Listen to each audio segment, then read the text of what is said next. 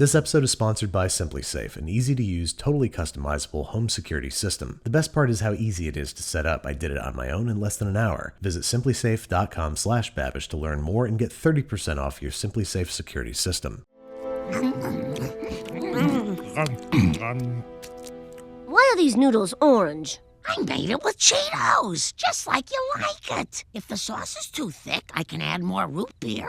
Maybe I'm just not hungry. Hey, what's up guys? Welcome back to Binging with Babish, where this week we're taking a look at the Cheeto root beer and hot dog noodles from The Simpsons, for which, as you can see, I have the titular ingredients laid out here before me. The method for this dish is unknown, so I'm just going to have to improv a little bit, bringing, and I never thought I'd say this, 4 cups of root beer to a boil. It's going to be hard to tell when this is boiling because of the bubbles. I think that's boiling, so now I'm going to add a pound of spaghetti, keeping it moving immediately upon insertion so it doesn't stick together. It appears to be extra sticky, probably because of the sugar in the root beer. And then for flavor, color, and thickening the sauce, we're going to add a whole bunch of Cheetos. Whether they're crunchy or puffed, I think hardly matters. I'm just going to keep cooking this under cover so it doesn't get too thick until the pasta is cooked through. And whoop, almost forgot the hot dogs. I'm just going to chop these guys up and add them right at the end so as to heat through. And I gotta hand it to Marge, this is a pretty easy one-pot meal. But how's it taste? Well, luckily it's my job to taste this stuff so you don't have to. And I gotta say, really, truly awful. A halting combination of cheesy, corny, hot doggy, and alarmingly sweet. I can see why very young children or cartoon characters might like this, but I think we can do a whole lot better. About the only savory application I can imagine for root beer is in a braise. So we're gonna start by sauteing some mirepoix in a little bit of neutral flavored oil like vegetable or canola until it's deeply caramelized, adding 1 clove of crushed garlic and a couple tablespoons of tomato paste and sauteing together until the garlic is fragrant and the tomato paste is sticking to the bottom of the pan. Then we are deglazing with 2 cups of root beer. Make sure to scrape up all that good stuff off the bottom of the pot. Then I'm going to add a couple sprigs of fresh thyme and parsley, and in place of our hot dogs, some nice bone-in beef short ribs, which I'm placing in the pot bone side up.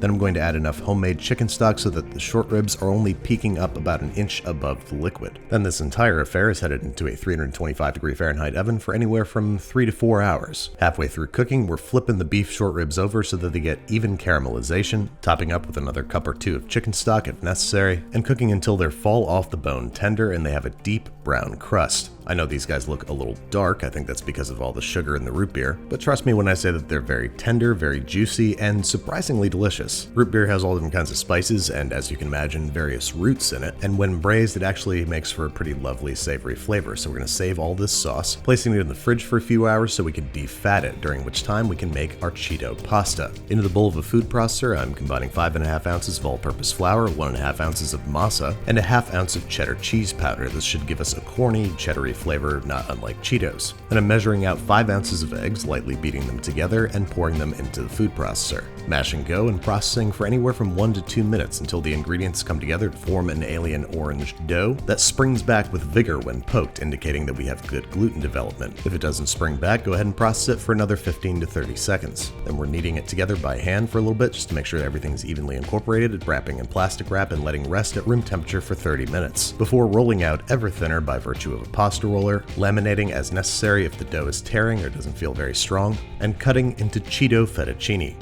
Cheeto-chini. Rinse and repeat with the remaining dough, twisting the pasta into little nests on a well-floured rimmed baking sheet, covering and fridging until ready to use. Now it's time to defat our cooking liquid. As you can see, I spread it out onto a quarter sheet because I thought that would make the fat easier to peel off, but it turns out I'm just going to strain it. Then I'm going to taste it for seasoning, and it turns out it's shockingly salty. I don't know where all the salt came from, maybe my chicken stock, but mostly we're just tasting it because it tastes good and interesting and weird. Next up, I'm removing and shredding the beef from the bone, discarding any gristle or sinew and tearing into bite-sized pieces that can be snacked on by the chef, but are also going to be perfect for our pasta, which I'm going to form a sauce with about a cup of the braising liquid, placing that into a high-walled sauté pan along with the beef and simmering. Once that starts to thicken, I'm going to cook our Cheeto pasta in some boiling water for anywhere from 30 to 90 seconds until nice and al dente, lowering the heat under the beef, and then once the pasta is nearly ready, I'm going to dump it straight into the sauce and finish cooking it in there. Go ahead and toss everybody together, and once the sauce has reached an agreeable consistency, I'm going to make this dish a little less healthy than it already is, kill the heat, and mount with butter. This is not only going to lighten up the color of the sauce, it's going to make it extra creamy and flavorful.